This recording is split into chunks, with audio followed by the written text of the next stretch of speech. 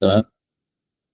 فدلوقتي احنا تيم ميد ديفلوبرز، تيم متخصص في تقديم خدمات إلكترونية زي إنشاء مواقع وتصميم سيستم شركات، تصميم ابلكيشن، وبندي كورسات برمجة وذكاء اصطناعي.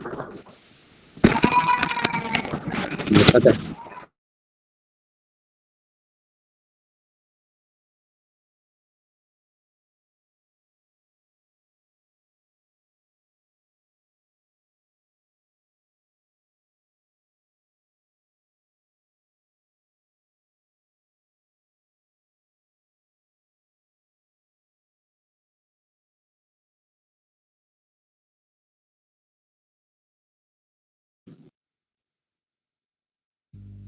تمام كده.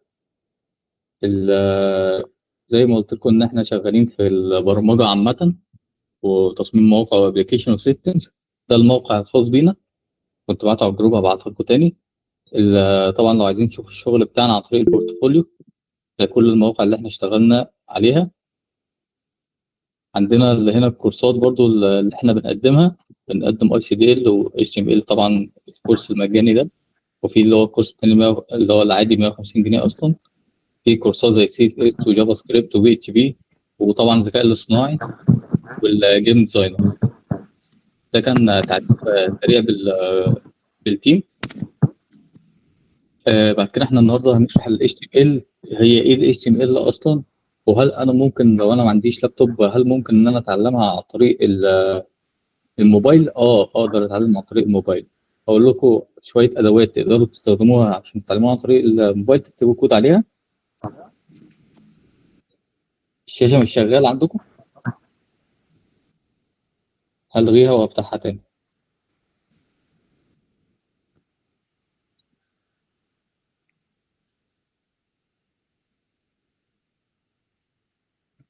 انا كده فتحت الشاشه تاني.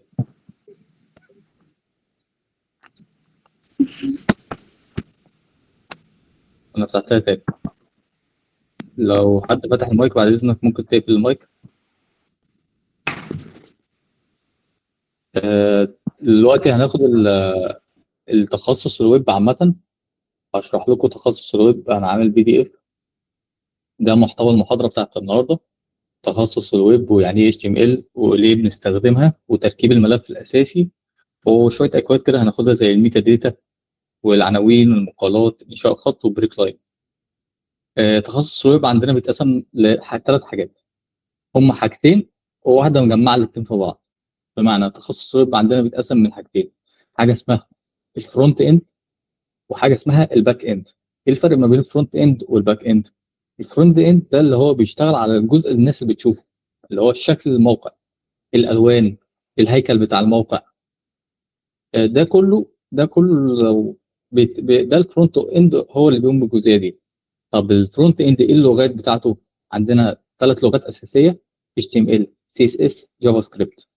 وبعد كده بنستخدم معاهم مكاتب. يعني ال CSS ممكن نستخدم مكتبه تيلويند، او نستخدم مكتبه بوتستراب. جافا سكريبت طبعا في حاجات احنا بنستخدمها اسمها فريم وركس. ودي الشغل كله دلوقتي. لو انتوا هتشتغلوا برمجه في شركات، هتلاقوا ان انتوا لازم تكونوا متعلمين فريم وركس. زي مثلا عندنا ثلاثه اشهر فريم وركس: رياكت، وفيو، وعندنا انجلر دي اس. دول ثلاثه فريم وركس. احنا عشان نبدا نتعلم البرمجه عامه لازم نكون بادئين بال HTML. عندنا التخصص الثاني اللي هو الباك اند. ده اللي بيجهز اللي ورا الموقع، يعني الموقع بقى والشغال ازاي والكلام ده. طب ده بيكون عباره عن ايه؟ يعني شغلته ايه؟ بيكون متحكم بقواعد البيانات، السيرفر، حاجه اسمها API. طب ايه اللغات اللي ممكن نستخدمها؟ ممكن تستخدموا لغه واحده، ممكن تستخدموا اكتر من لغه. يعني عندنا مثلا الباك اند، انا متخصص في البي اتش بي. تمام. في بي اتش بي بتاخد معاها فريم ورك بتاعها اللي هو لارفل. دلوقتي في حاجه اسمها النود جي اس، ده اللي منتشر حاليا وده المستقبل. يبقى عن طريق الجافا سكريبت بيشتغل فرونت اند وبيشتغل باك اند. زمان كانت الجافا سكريبت بتشتغل فرونت اند بس. وعندنا البايثون. تقدروا تستخدموا لغه البايثون معاها فريم ورك اللي هو فلاسك. وطبعا الجافا. عندنا بقى التخصص الثالث في الويب حاجه اسمها فول ستاك. الفول ستاك ده بيجمع الفرونت اند والباك اند، يعني طالما انت في فول ستاك بتعرف تعمل موقع من A to Z. تمام. يبقى احنا كده عرفنا التخصص الويب بيتقسم لايه. طب HTML يعني ايه اصلا؟ HTML دي اختصار لكلمه هايبر تكست مارك اب لانجوج. طب هل احنا بنعتبر لغه ال HTML لغه برمجه؟ لا، لغه ال HTML هي لغه ترميز، ما تعتبرش لغه برمجه. لغات البرمجه هي كلها بتبقى نفس الاسطمبه. نفس الاسطمبه ما معنى ايه؟ ان انت بتتعلم نفس الحاجات بس بتتكتب بطريقه مختلفه. لكن لغه ال HTML لا، ما فيهاش بقى اللوبس ولا فانكشن ولا الكلام ده كله. طب احنا اشمعنى بنستخدم ال HTML؟ لان هي اللغه الاساسيه لانشاء المواقع، وهي اللي بتبني الهيكل بتاع الموقع، وبنستخدمها في وظائفها يعني اللي موجوده. بنحدد عنوان الصفحه، بنكتب النصوص والاقسام، بنعرض صور فيديوهات، بننظم الصفحه من خلالها. هنيجي دلوقتي نشوف الاكواد، بس قبل ما نشوف الاكواد عايز اقول لكم احنا بنكتب ايه اصلا على، يعني بنكتب الاكواد دي فين. فاحنا بنكتب على حاجه اسمها كود اديتور. الكود اديتور ده بنكتب عليه اللي هو لغات البرمجه، وهو بيترجمها لنا بيخلينا نشوفها كشكل موقع. طب ايه اشهر موقع او اشهر برنامج بنشتغل عليه؟ فيجوال ستوديو كود. اكيد اغلبكم سمع بيه. فيجوال ستوديو كود اشهر برنامج بنشتغل عليه، وواحد من البرامج المميزه جدا. ما بينزلش للموبايل، ده متخصص في اللابتوب والكمبيوتر بس. بنكتب فيجوال ستوديو كود وبعد كده بنخش على اول واحده، هيطلع لك داونلود، او ممكن تدوس داونلود عليها من هنا، او داونلود في الويندوز. تمام. في واحد تاني اللي هو الاتوم، ده برضو ده للاجهزه الخفيفه. يعني مثلا لو جهازك مش هيستحمل فيجوال ستوديو كود، لان فيجوال ستوديو كود محتاج مثلا ان يكون الجهاز بتاعك كويس شويه، فممكن تنزل مكانه اتوم. اتوم نفس الفكره، بيشتغل برضو ويب. بنعمل داونلود من هنا هينزل لنا عادي. طب انا دلوقتي ما عنديش لابتوب، هقدر اشتغل عليه في موقع اونلاين اسمه HTML بن. تمام. في موقع تاني، وده موقع نقدر نكتب عليه اكواد ونقدر نتعلم منه اصلا HTML، بس HTML ككتابه يعني دروس مكتوبه زي ما انتم شايفين كده. تقدر نخش على حاجه اسمها الكود اديتور بتاعه. لما هنا هيقول لك شو اديك اكزامبل، يقول لك تراي ات يور سيلف. هتخش على تراي ات يور سيلف، هيدخلك على الاديتور، تكتب الاكواد هنا، تعمل رن، هيظهر لك الجزء اللي باين هنا. طب في حاجات تانية للقسم الناس اللي عندها موبايل بس ما عندهاش لابتوب. في برنامج تاني نقدر ننزله من جوجل بلاي اسمه محرر النصوص. هبعت لكم اللينك بتاعه برضو في نهاية المحاضرة. يبقى انا كده عرفت ان انا هكتب الاكواد بتاعتي على ايه، وعرفت برضو لو انا ما عنديش لابتوب وكمبيوتر هعرف اكتبها على ايه بالموبايل. تمام. يبقى كده احنا هنقفل الفيجوال ستوديو كود، وانا عندي طبعا الفيجوال ستوديو كود. تمام. فهنبدأ دلوقتي نشتغل على الفيجوال ستوديو كود. الفيجوال ستوديو كود، انا دلوقتي هاجي في الملف هنا وعايز اعمل مثلا الملف بتاعي. هل اقدر اعمل ملف ازاي؟ في طريقه سهله جدا ان احنا نبدا نعمل ملف ال HTML. زي ايه؟ هندوس رايت كليك ونعمل نيو ونعمل تكست. تمام. بدل ما هو دوت تكست هنمسح ده كله وهنخليها اندكس دوت HTML. هيجي لنا هنا بيقول لك انت عايز تغير الاكستنشن او الامتداد بتاع الملف، هنقول له اه. بصوا الشكل بتاعها بقى جوجل. ليه؟ لان احنا بنعمل موقع. فاحنا اي حاجه عايزين نعمل، يعني اي ملف عايزين نحوله HTML، هنعمل index دوت HTML. يبقى الامتداد بتاعنا لازم دوت HTML. يعني لو عندنا طبعا شيت الاكسل هنا دوت XLSX. تمام. فكل ملف بيبقى ليه امتداد، وكل لغه بيبقى ليه امتداد خاص بيها. زي مثلا جافا سكريبت دوت JS، مثلا ال CSS دوت CSS، وهكذا. بعد ما عملنا الملف اللي احنا هنشتغل عليه، هدوس عليه رايت كليك واعمل اوبن ويز وافتحه عن طريق فيجوال ستوديو كود.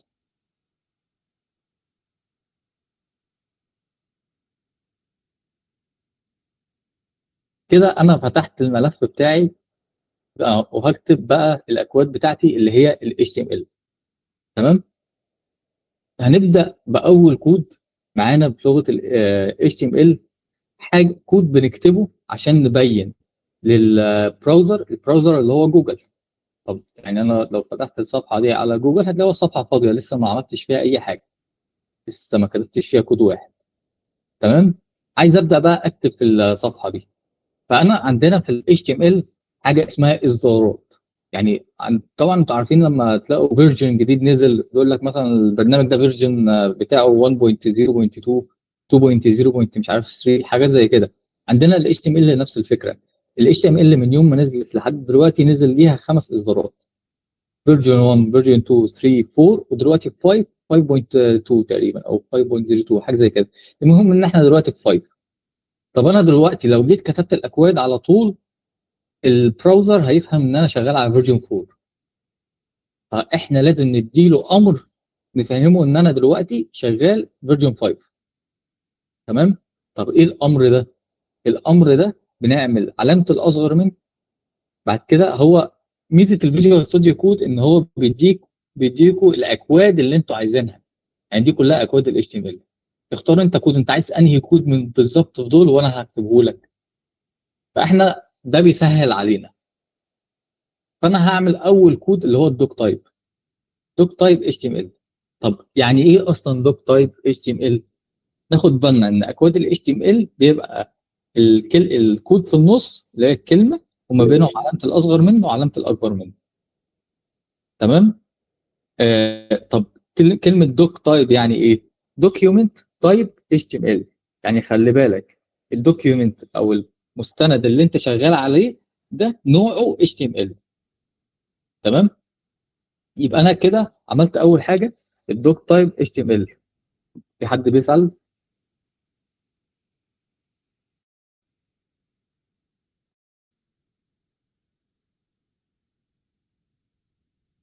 PDF هينزل على الجروب عادي بعد المحاضرة. لينك الموقع، كل لينكات الموقع هتنزل على الجروب. ايوه بعد المحاضرة. إيه الاضافات اللي نحطها على البرنامج تساعدنا؟ في اضافات كتيرة هبعتها لكم على الجروب تقدروا تضيفوها. طبعا لو عايزين نعمل تنزيل الاضافة عن طريق الاكستنشن بنيجي هنا. دي الاكستنشن كلها، الاضافات كلها اللي احنا بننزلها. في حاجات اتلغت وفي حاجات جديدة نزلت، فانا هديكم الحاجات الاساسية هقول لكم الاسماء بتاعتها عشان تنزلوها وتسهل عليكم. تمام. في حد تاني بيسأل؟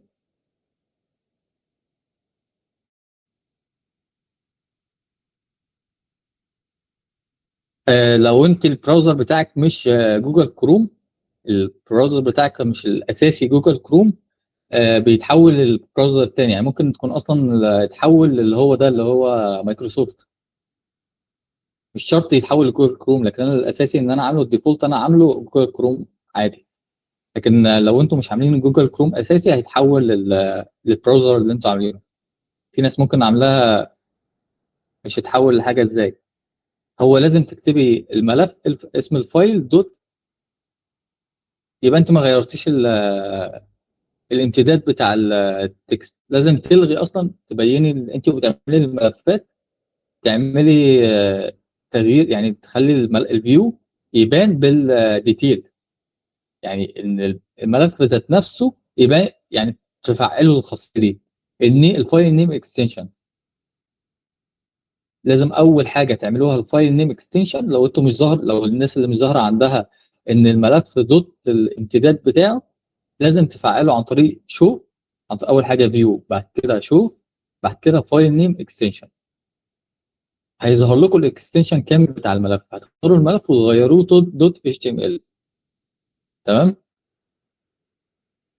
عندنا دلوقتي نرجع تاني للكورس. الاسئله بتاعتكم هاخدها على طول، بس انا هشرح جزء وبعد كده هاخد الاسئله. تمام. كده احنا عرفنا اول كود هنبدا بيه. كود الدوك تايب اتش تي ام ال ده عباره عن، بصوا هنا دي اكستنشن اللي هو بيكمل لك الكود. هنجي لها دلوقتي. انا دلوقتي عرفت ان الاول كود معايا اللي هو الدوك تايب اتش ام ال ده بيعرف البراوزر ان انا شغال انهي اصدار. تمام. اول كود بقى بنكتبه ال... عشان نبدا نكتب اكواد ال HTML، كود اسمه ال HTML. تمام. فاحنا بنعمل علامه الاصغر من HTML ونقفل. بصوا هو قفل الكود بنفسه. طب ده معناه ايه؟ عندنا في الاكواد ال HTML عندنا حاجه اسمها اوبن تاج، ده الاوبن تاج، وده الكلوز تاج. تمام. بيبقى الكلمه او الباراجراف اللي احنا عايزين نضيفه او الحاجه اللي احنا عايزين نضيفها ما بين اوبن تاج وكلوز تاج والكونتنت في النص. هل بقى في حاجات ما فيهاش كلوز تاج؟ في حاجات بتبقى اوبن تاج بس، زي حاجه اسمها الميتا، زي اللينك. تمام. هنشوفهم دلوقتي. عندنا ال HTML دلوقتي اي اكواد لازم اكتبها لل HTML بتبقى داخل ال HTML هنا. ما اجيش واروح كاتب بره ال HTML او اكتب هنا قبل ال HTML. لازم الاكواد كلها تتكتب هنا. تمام. يبقى احنا عندنا الكود بيتكتب داخل كود ال HTML. طب بعد ما عملنا ال HTML ايه هو الكود اللي احنا بنكتبه بعدها؟ ال HTML عندنا بيتكون من جزئين: كود الهيد وكود البادي. الهيد اللي هو الراس، اللي هو الجزء الاساسي بتاع الموقع. طب هل انا لما اجي اكتب اكواد جوه الهيد هتظهر في الموقع؟ لا. طب الاكواد دي بتظهر فين؟ هوريك وانا بتظهر فين. دلوقتي انا داخل على جوجل وهدور مثلا على اللي هو اي مثلا حاجه، مثلا ادور على اي موقع. شايفين الجزء ده؟ الجزء بتاع الموقع ده اللي بيظهر اللي انا بكتبه في الهيد. جزء الديسكريبشن ده انا بكتبه في الهيد. جزء التايتل، العنوان بتاع الصفحه، انا بكتبه في الهيد. وجزء اللوجو طبعا اللي هو محطوط بره برضو انا اللي بكتبه في الهيد. فاي حاجه انت بتدور عليها في الجوجل، يعني الجزء اللي بره في الجوجل انتوا بتدوروا على الموقع ده، الجزء اللي بيتكتب في الهيد بجانب الاكواد اللي بنربطها بكود ال HTML. اللي هي مثلا لو انا عندي كود ملفات خارجيه زي CSS، بوت ستراب، جافا سكريبت، دول عايز اربطهم بملف ال HTML. هربطهم عن طريق اللينك في الهيد، تتكتب في الهيد. تمام. عندنا بقى الجزء الثاني، جزء البادي. الجزء البادي بقى اللي هو الكلام بقى اللي جوه. تمام. يعني ده مثلا H2، مثلا الحاجات دي اللي هي الكارت، ده H2، ده باراجراف، كلام من ده ناف بار ومتقسم لسيكشن وهوم والكلام ده كله في البادي. يبقى احنا عرفنا ان البادي بيحوي الشكل بتاع الموقع، لكن الهيد بتاخد الحته اللي بره الموقع. تمام. هنيجي دلوقتي نشوف الكلام ده. هنرجع تاني للفيجوال ستوديو كود. زي ما قلنا هنبدا بالهيد. انا ممكن اكتب هيد دلوقتي وادوس انتر كده دخلني جوه الهيد. عايز امسح بس ده. وبعد ما اخلص الهيد هروح داخل في البادي، اعمل هنا بادي. تمام. كده احنا عملنا الحاجه الاساسيه بتاعت ال HTML. بدانا باللي هو تعريف المتصفح، انا شغال بانهي اصدار. بعد كده كود ال HTML اللي هيبقى داخله كل الاكواد. بعد كده كودين الاساسيين اللي هو كود الهيد وكود البادي. تمام. في الهيد انا ممكن اضيف ايه؟ اول كود معانا ممكن اضيفه التايتل، اللي هو العنوان بتاع الموقع. الموقع بتاعي العنوان بتاعه هيبقى ايه؟ التايتل من معناته هي كلمه اصلا انجليزيه. لو جينا ترجمنا للعربي هنلاقي ان الترجمه بتاعت التايتل عنوان، اللي هو العنوان الرئيسي. ونخلي بالنا من حته العنوان الرئيسي بتاع الموقع، لان في البادي عنوان، عشان في ناس كتير بتتلخبط ما بينها. اول حاجه العنوان اللي هو التايتل. في ميزه حلوه برضو في الفيجوال ستوديو كود، لو انتوا وقفتوا على الكود هيشرح الكود ده عباره عن ايه. تمام. فانا دلوقتي هكتب مثلا HTML كورس. ده الموقع مثلا هنعمله هنتعلم منه ال HTML. لو جينا هنا وعملنا ريفرش بيغير HTML كورس، فاسمه HTML كورس. طبعا عشان نعمل الكلام ده يتنفذ لازم ندوس كنترول اس او نخليه الفايل اوتو سيف. هنيجي على فايل ونفعل اوتو سيف، هيسيف هو مع نفسه كل حاجه بدل ما احنا نسيف. هو اللي هيسيف مع نفسه، اي حاجه هنضيفها هو هيسيفها، اي حاجه همسحها هو هيسيفها من غير ما نعمل كنترول اس. فحابين تعملوها عن طريق فايل، بعد كده تختاروا اوتو سيف. مش حابين تعملوها ممكن كل شويه بعد ما تخلصوا كود تعملوا كنترول اس، هيسيف معاكم. ايه الاكواد الثانيه اللي ممكن ناخدها؟ ممكن ناخد حاجه اسمها الميتا. الميتا دي فيها انواع، هناخد منها اهم انواع. عندنا الميتا ممكن ناخد دلوقتي اليو تي اف. ده الميتا يو تي اف بتتكتب بطريقتين، دي الطريقه الطويله منها. في طريقه اقصر هتتكتب ميتا كونتنت شارت سيت يو تي اف ناقص 8 على طول. طب ده اصلا معناه ايه؟ دي لما انا باجي اكتب لغه عربيه، الموقع او البراوزر يفهمها ان انا بكتب عربي. عشان في ساعات بتحصل مشاكل لما انا يجي يحول اللغه العربيه لاكواد بيبقى فيها عربي. مثلا اجي احولها في البراوزر تلاقي البراوزر كتب رموز وحاجات غريبه، ما بيجيليش الكلام اللي انا كتبته في الكود اديتور. فانا لازم اكون عامل احتياطاتي وحاطط ان الكود يعني اللي اخلي البراوزر يفهم ان انا ممكن اكتب عربي وممكن اكتب انجليزي. تمام. في ميتا تانية ممكن نستخدمها، الميتا ديسكريبشن. الميتا ديسكريبشن ده اللي هو ايه؟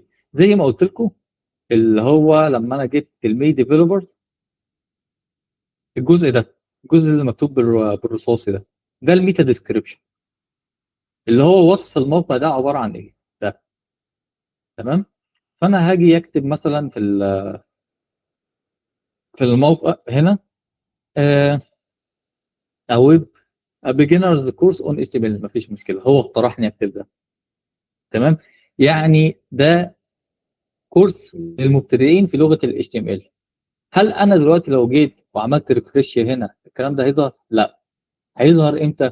هيظهر لما انا أجي ارفع الموقع بتاعي على جوجل. لما نيجي نرفع الموقع بتاعنا على جوجل، اللي هو الموقع بتاعنا ينزل جوجل. مش معنى ان انا عملت جوجل دلوقتي يبقى الكلام ده اجي اخش بقى على اتش تي ام ال كورس هيجي لي الصفحه دي، لا. في حاجات بعد كده بنشتريها اسمها دومينو هوست، او بنأجرها مش بنشتريها، اسمها دومينو هوست. بتبقى مثلا بنأجر لمدة سنة سنتين، وبتبقى بسعر مثلا $50 $60 على حسب سعرها، عشان نقدر نرفع عليها الملفات بتاعتنا ونشوف الموقع بتاعنا يكون ظاهر على النت. تمام. يبقى كده احنا اخدنا الميتا اول حاجة ديسكريبشن، واخدنا الميتا تارست والتايتل. دي اخدنا حاجات بسيطة كده مبدئية في الهيد، جزء الهيد.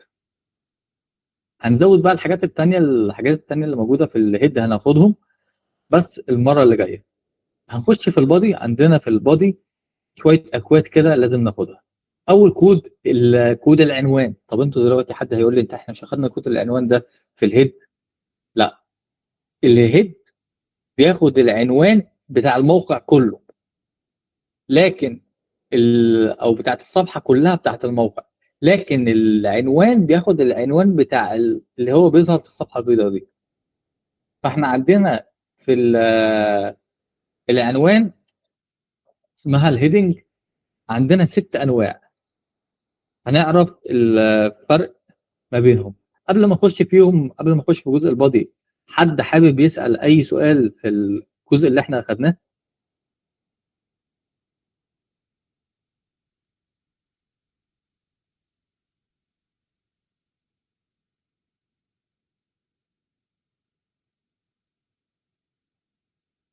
مفيش عندك خيارات فيو ازاي؟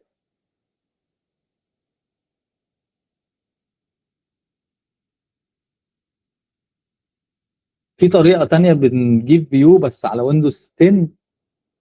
بس انا بصراحة مش فاكر الطريقة لان انا بقالي 5 سنين شغال على ويندوز 11. ممكن ابعت لكم الطريقة بتاعتها ادور لكم عليها وابعتها لكم على الجروب. بس عن طريق الويندوز 11 احنا شغالين بطريقه الفيو. تمام. بالنسبه انت مش فاهم ايه. دي بتبقى حاجه اسمها اكستنشن. اللي لازم الكود يكمل بايده ده اكستنشن. بننزله. البرنامج بينزله عندك. هو بقى بيساعدك في كتابه الكود، بيبقى ليك اسرع.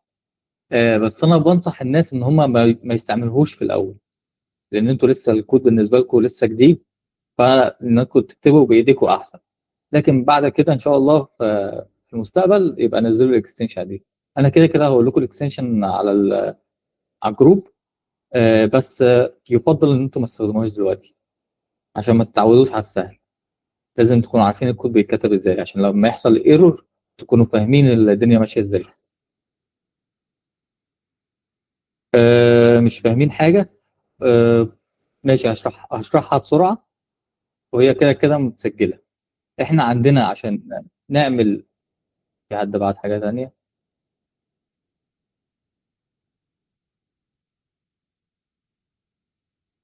مش ممكن نكتب وبيعمل الاساسيات؟ قصدك ايه يعني؟ قصدي ان انا بدل ما اكتب الكود كله، في طريقه واحده ممكن بدل ما تكتب بايدك. هلغي ده كله. هكتب HTML5 اهو كتب لي الكود كله. دي الطريقه الاسهل. بس انا ما بحبش اشرح بالطريقه السهله، لان انتوا لسه جداد في اللغه. ف هي متسجله وهتنزل على اليوتيوب. يعني انتوا في طريقتين، يا اما تكتبوا الاكواد بايديكم، يا اما تكتبوا HTML. بلاش HTML بس لوحدها. ده الزر الرابع. HTML5 اهو كتب لي ان الاكواد اللي انا كنت كاتبها هي الميتا تشار سيت. دي الميتا لسه ما خدناهاش. دي اللي هي بتظبط الشكل بتاع الموبايل. يعني انا لو فتح الموقع على الموبايل يكون نفس الشكل على اللاب على الاجهزه المختلفه يعني. تمام. وفي الميتا اللي احنا خدناها تاني اللي هو ميتا ديسكريبشن.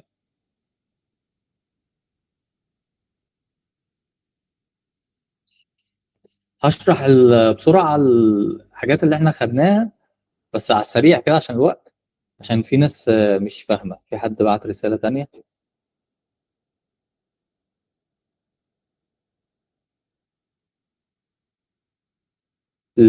بص، عندنا لغه ال HTML.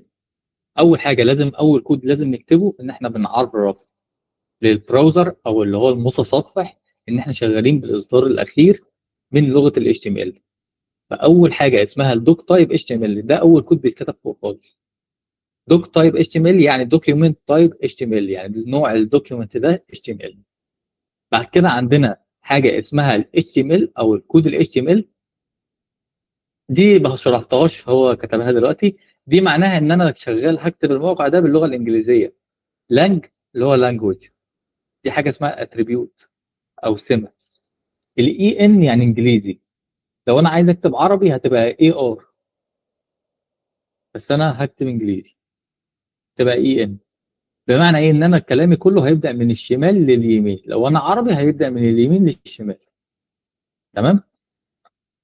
عندنا بعد كده الميتا، اخذنا فيهم دلوقتي ثلاث انواع. الميتا تشار سيت ده بيعرفنا ان لو احنا كتبنا عربي المتصفح يفهم احنا كاتبين ايه.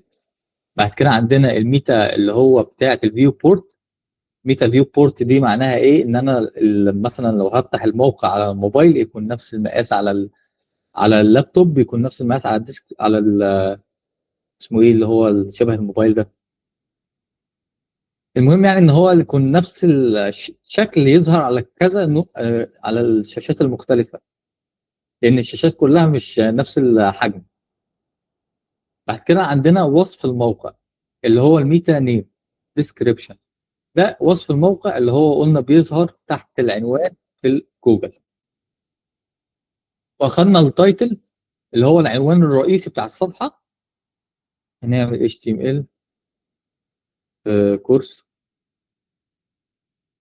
لو جيت رجعنا تاني، طبعا انا ما غيرتش فيه حاجه عشان يتغير. اهو HTML كورس. في حد بعت رساله.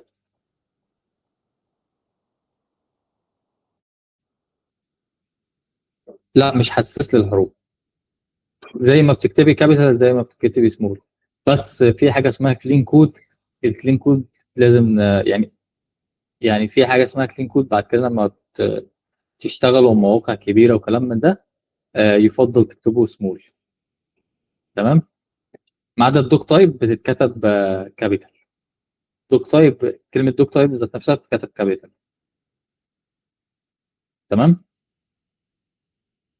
عندنا دلوقتي هنخش في جزء البادي. زي ما قلت لكم احنا هناخد حاجه اسمها العناوين، بس العناوين اللي بتبقى موجوده في الصفحه، مش العنوان الرئيسي بتاع الموقع. عندنا العنوان بتاع الصفحة. ايه هي؟ عندنا العنوان اول حاجة، العنوان بيتقسم لست انواع، H1 لحد H6، من 1 2 3 4 5 6 اهو. دول كلهم عناوين. طب ايه الفرق ما بين واحد وواحد؟ هوريكم دلوقتي الفرق. مينا، ممكن ناخد ده كوبي كوبي كوبي.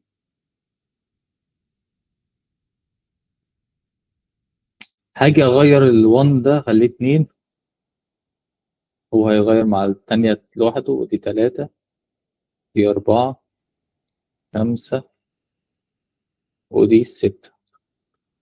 او حتى هو بيقول لي التصحيح بتاعها ايه، ايوه خليهم 6. هنيجي بقى دلوقتي نشوف الفرق ما بينهم. هنرجع هنا، بصوا بقى الفرق.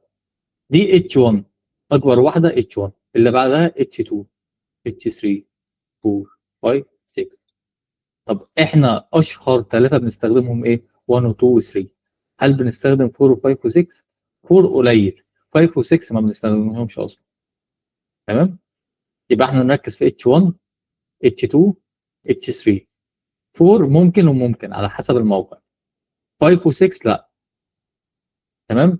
فاحنا عندنا ال H1 يفضل ان احنا نكتب H1 واحده في الموقع، في الصفحه يعني. يعني احنا عندنا الموقع متقسم لخمس صفحات، الصفحه يكون فيه H1 واحده.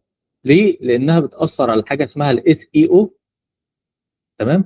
الاس اي او ده اللي هو بيبقى ظهور الموقع على جوجل، ومعتمد اكتر في حاجه جزء الماركتنج. هنجيله في اخر الكورس، هشرح لكم جزء فيه.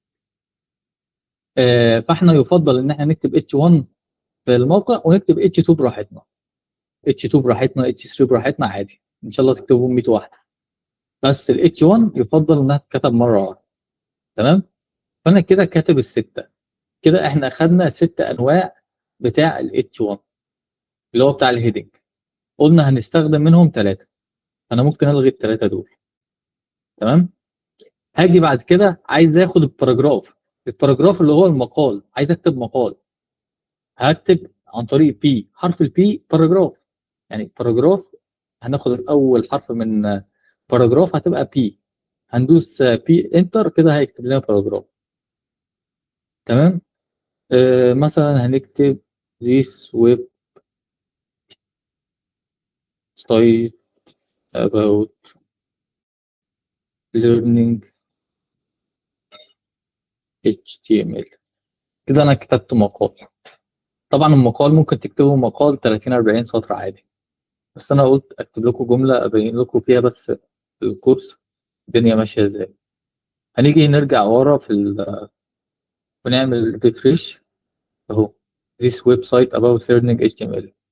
في طريقه ممكن نعملها لو انتوا عايزين تملوا الباراجراف اي حاجه لحد مثلا ما حد يبعت لكم بيانات اللي تحطوها، تحطوا لورن. لورن بيملى لكم كلام بالاسباني مش مفهوم اصلا، وبيتحط في الموقع كشكل بس مبدئي لحد ما انا هشوف انا هكتب في الباراجراف ده ايه. تمام. هنيجي هنا اهو. عايز بقى اسالكم سؤال. دلوقتي انا هقسم الباراجراف ده كده، وهنزل بده كده، وهنزل بده مثلا كده، ونيجي ده نظبط بس في الخطوط. هل انا دلوقتي لما انا قسمتهم ورجعت هنا، لسه ما دوستش ريفريش، لما ادوس ريفريش هوريكم الشكل هيبقى ازاي. دلوقتي انا قسمت دول، خليت ده في سطر وده في سطر وده في سطر، الجزء ايه ده. هل دلوقتي انا لو جيت عملت ريفريش هيفضل مكتوب زي ما هو ولا هيبقى زي ده؟ اللي عارف يقدر يجاوب عن طريق الشات.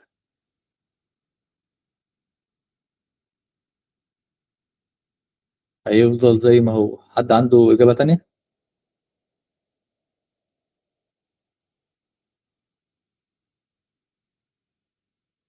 محدش عنده إجابة تانية؟ ماشي.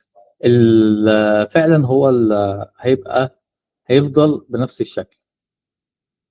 ليه؟ لأن الكود إديتور ما بيعترفش بالإنتر أو اللي هو السبيس. اعمل سبيس زي ما أنت حابب، بس أنا مش هعترف بيه. لو جينا عملنا ريفريش عشان تصدقوا الكلام اللي أنا بقوله، أهو. أهو. مفيش حاجة اتغيرت، السطر لسه موجود. طب أنا بقى لو عايز أعمل سبيس بجد، هاجي هنا وأدوس بي آر. بي آر ده كود بيعمل بريك لاين، وهاجي هنا مثلا أعمل بي آر. بي آر. وهنا مثلا برضو نعمل بي آر. دلوقتي هينزلني سطر اهو. نزل سطر سطر سطر. عرفته دلوقتي. يبقى احنا عرفنا الكود اللي هو بي ار ده اللي هو بينزلني سطر، بيعمل بريك لاين. طب انا دلوقتي لو عايز افصل ما بين الهيدنج اللي هو الثلاثه اللي احنا عملناهم وبين الباراجراف عن طريق خط، اعمله ازاي؟ حاجه اسمها الاتش. اتش ار. تمام. الاتش ار ده بيعمل لي خط فاصل ما بين الجزء ده والجزء ده. نيجي نرجع تاني للموقع. اهو خط اهو. خط بيفصل لنا الاثنين عن بعض. تمام. يبقى احنا كده عرفنا ايه هو الاتش وانواعه. اخدنا الاتش ار، اخدنا الباراجراف والبي ار، واخدنا الاكواد بتاعه الميتا والتايتل والبودي والاس ام ال. في حد عنده مشكله في الجزئيه دي؟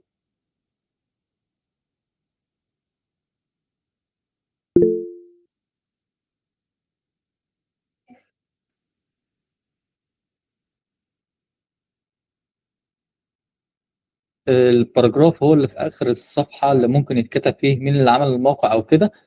ممكن تعمله عن طريق باراجراف او ممكن تعمله عن طريق سبان. سبان ده كود هنيجي له تاني.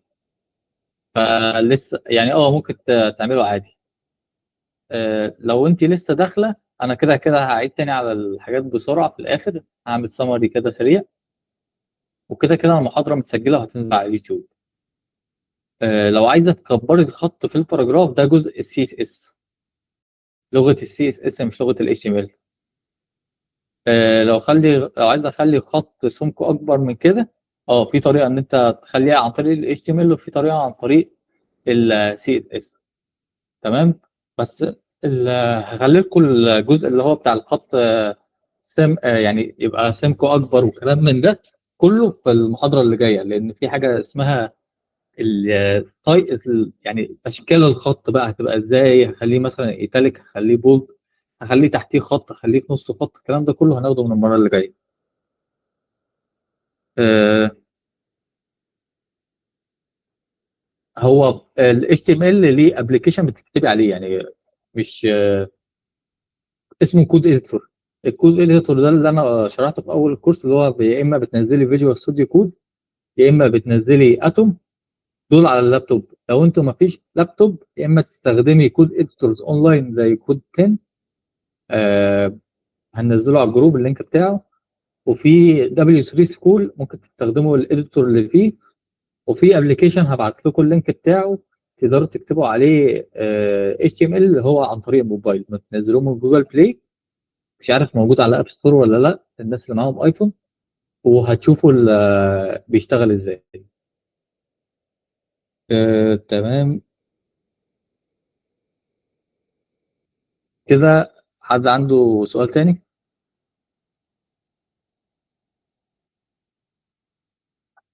نخش في اللي بعده.